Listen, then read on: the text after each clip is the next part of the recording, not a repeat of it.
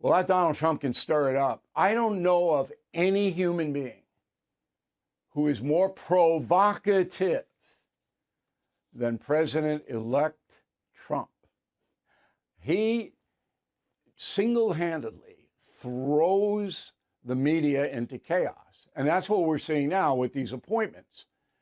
And it is amusing on one hand to watch it, but we want the best for our country, right? Okay. So that is the subject of this evening's Talking Points memo. We'll take it step by step. It's hysteria in the media, there's no question about it, because the left wing wants Trump to fail and will use every opportunity to say he is failing, even if he's not. We saw that during the campaign. But with controversial appointments, the media is just beside itself. Go. When I heard that Matt Gaetz was picked to be Attorney General, I threw up in my mouth. I think it is a horrible, creepy choice. I think that Tulsi Gabbard's nomination to be Director of National Intelligence, when I first heard that today, my immediate reaction was hilarious. Hegseth is a very effective culture warrior. He's very good at communications and at the religious war and at the political war, but he is the most unqualified candidate for this position in the history of America. Well, that's not true. Now, those were not media people. Those were pundits, Geraldo and Bolton, this and that. But the media knows what the pundits are going to say before the interview begins. That's called POV, point of view. We all get it. When I interview somebody, I know what their point of view is, so I can shape my questions. And they weren't calling me up, although some did. A big French newspaper called me. I'm going to do an interview with them probably next week. But I never get a call from NBC or CBS or those people. I mean, they don't want that because I'll make their host or anchor look foolish. And I'm not going to do that. Not that I care, I don't, but I'm just pointing out what the game is. All right, so let's go one by one. So Congressman Gaetz, Florida, resigned yesterday. So he's out. He's not going to be a congressman anymore. He's hoping that he will be in the Trump administration.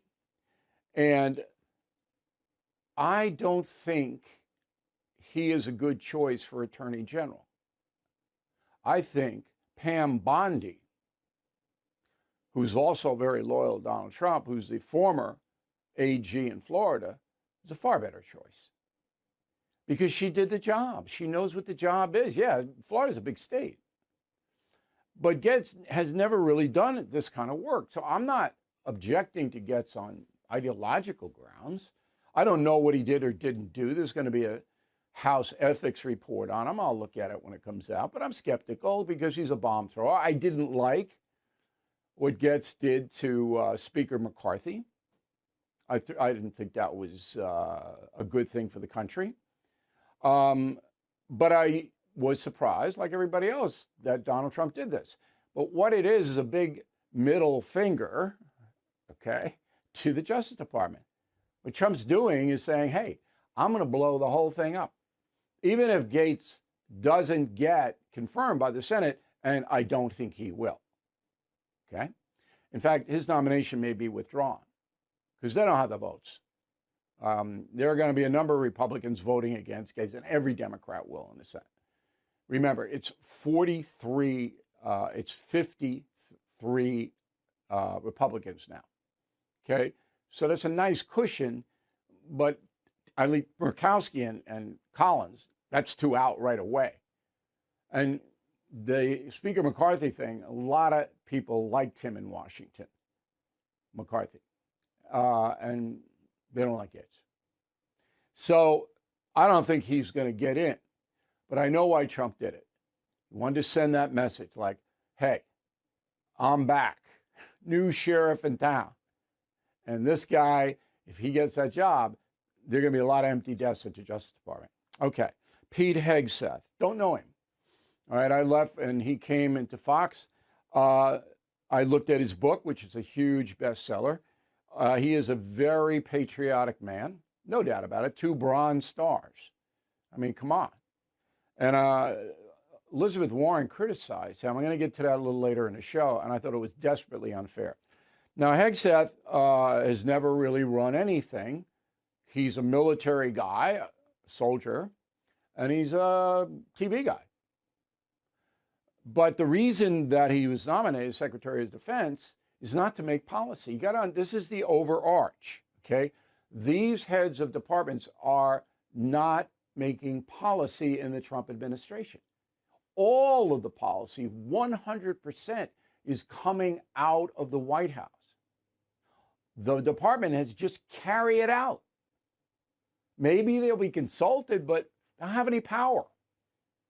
It's not Donald Rumsfeld and George W. Bush. That's gone, and it'll never come back. Every president from now on will run the show, and that the people he selects are expediters. Here's what we're going to do. Okay. And in addition, Hegseth will terrorize people in the Pentagon who are woke. And that's what Trump wants. So he's not necessarily a bad pick. I would, if I was a senator, I'd vote to confirm him. He's a hero. He's a military guy. And if you understand what his job is, it's not policy, again. I think he'd be fine. Kristi Noem, governor of South Dakota, same thing as Hegseth. She runs South Dakota magnificently. I think they have the lowest unemployment rate in the country. She's really a good administrator, okay? And now she is Secretary of Homeland Security. Well, she, again, isn't going to make policy. Tom Homan, all right, and Stephen Miller are going to make border policy. And Trump is, of course, going to be involved in that. So no, I'm not making border policy. The White House will call her. Governor is what we like to do, and the governor will do it. As far as the other parts of Homeland Security, the national security people do that. The NSA, the CIA, Trump's White House security staff, national security advisors, they do that. And they'll call up the phone and say, Governor, this is what we're going to do. And she'll say, okay. You see how it works? Okay. And the final one is Tulsi Gabbard. Now, Director of National Intelligence. This means that she oversees NSA, CIA, all of these outfits. But again, she's not an agent. She's not analyzing intel. She just, this person goes here, this person goes there. The only thing that worries me about Tulsi Gabbard, who I like, and I think she's very smart, former Congress person from Hawaii, is that she's an isolationist. If she were making policy, I would be worried. You can't, in this world, be isolationist. You can't. Our economy collapsed. So, little worrisome there, but she'll be an administrator. Now, when you hear the liberal people screaming, all you have to say is one name, Pete Buttigieg, mayor of South Bend, Indiana, tiny town. The only reason it's famous is because of Notre Dame. He gets appointed Secretary of Transportation. He knows nothing about, maybe he rides a bike. He doesn't know anything. And the airline industry is unbelievably screwed up. Everybody who flies knows that. He does zero. He's still there. This is liberal Joe Biden. What's he doing as Secretary of Transportation? He's gay. That's why he's there. It's a DEI play. He didn't earn that job. He didn't have any experience in that job at all. So how hypocritical. Oh, he's there. Hey, Pete Buttigieg. How about Alejandro Mayorkas? All right, he's in charge of Homeland Security, right? Has he done a good job? Oh, whoa. Now, he's got a little bit of a background. 2009, under Barack Obama, he was the director of U.S. Citizenship and Immigration Services. But he didn't do anything there. Under Obama, the migration problem, particularly visa overstays and intrusions at the border, rose dramatically.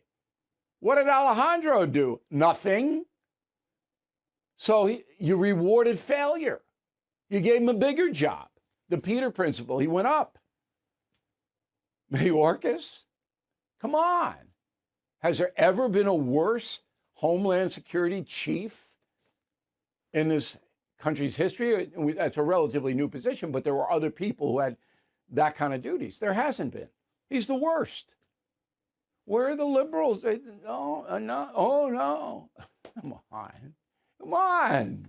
Ridiculous. Okay. Did I miss anything on this one? Stephen Miller, the director of policy out of the White House, second most powerful person in the country. This guy's going to be calling the shots.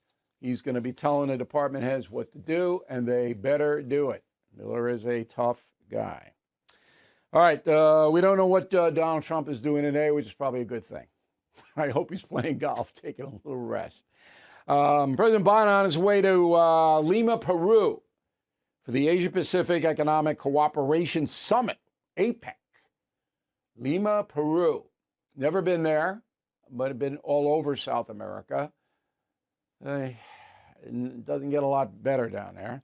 Anyway, Biden on Saturday is going to meet with President Xi of China. No idea what that's going to be. Now I'll get back to Pete Hegseth, because you guys know him. So this caught my eye. Elizabeth Warren, a very far-left senator from Massachusetts, tweeted, a Fox and Friends weekend co-host is not qualified to be Secretary of Defense. I lead the Senate military personnel panel. All three of my brothers served in uniform. I respect every one of our service members. Donald Trump's pick will make us less safe and must be rejected. Well, why would it make us less safe? Why?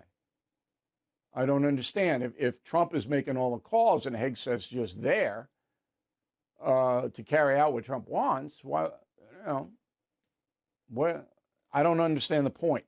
But I do understand Elizabeth Warren. She wants the woke stuff in the military. All right, she is on the Senate military personnel panel, and she wants a woke military, DEI military. That's what she wants. And Hegseth is the exact opposite of that. That's why she's doing this. And as an aside, I've been studying Bernie Sanders and Elizabeth Warren, because they're in no danger of ever being voted out. They'll be there forever. And they're both communists. They are. And I don't use that word. You know me. I don't use that word lightly. But Sanders, I mean, he's just off the chart communist. Warren disguises it. But what she wants to do and is always pushing for is this wealth tax, which will be a confiscation of personal assets of U.S. citizens. You've already paid taxes on money that you use to acquire things.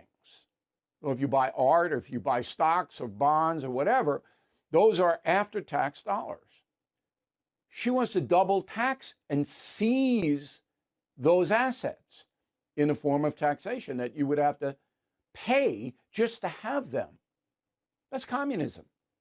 And she's using the tax code to do it. She's not using the military as the communist nations do in Cuba and Vietnam, other places. You don't do what you're told, the military comes to your house and you go to a concentration camp. That's what happens in China. That's not what Warren's doing. Warren's doing, we'll break you with the tax code. But that's communism. You're seizing assets. Very few people understand that.